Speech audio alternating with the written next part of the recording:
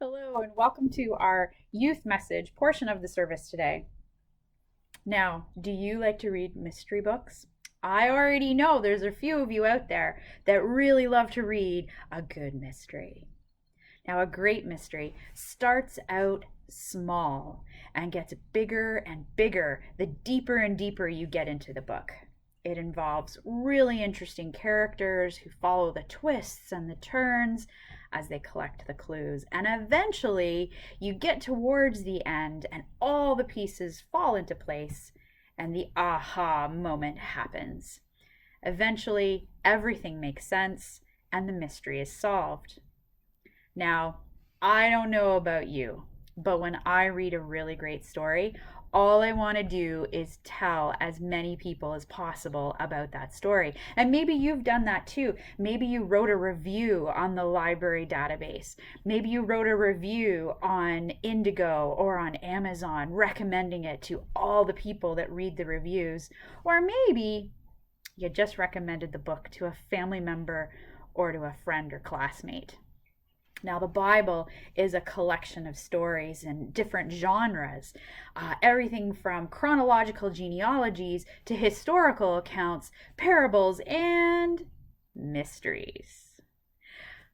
All throughout the Bible, God gives us clues about who He is and about His plan. And as we study those clues, we learn about the mystery of God, and maybe we even have an aha moment. Now, today, our Bible reading is about two men who go on a walk and the events that took place while they were on that walk. Now, as readers, we already know that they're in the middle of a mystery, but it's not something they know because the pieces haven't fallen into place just yet. So here's how the story goes.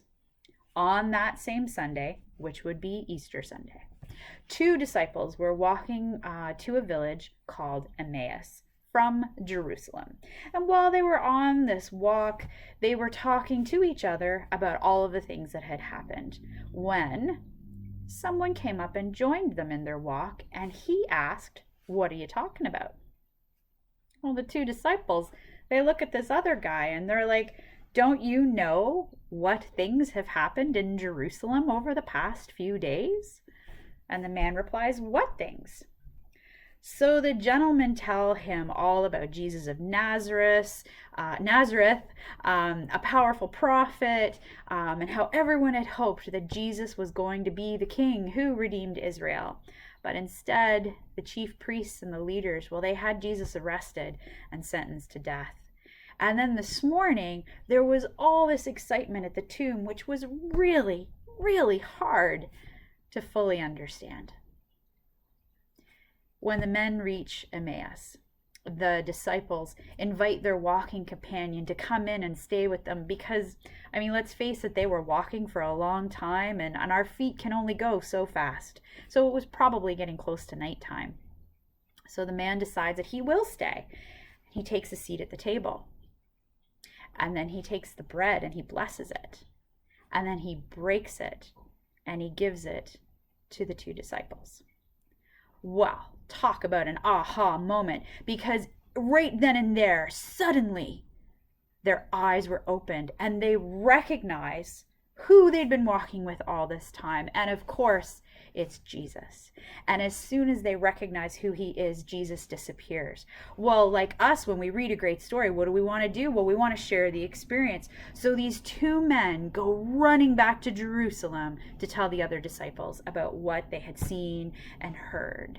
And the disciples then, in that moment, were just beginning to realize that Jesus had actually risen from the dead. He had come back from the grave, just like He said He would, and all of the pieces were falling into place. And so the story grew from little bits of information into the big picture.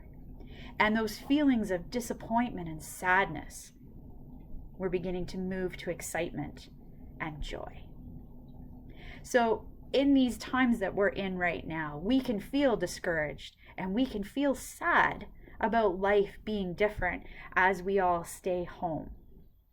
So, my prayer for you is that you will find excitement and joy and hope as we all work together towards the big picture of health, knowing that Jesus is always with us, even if we don't recognize him in the moment.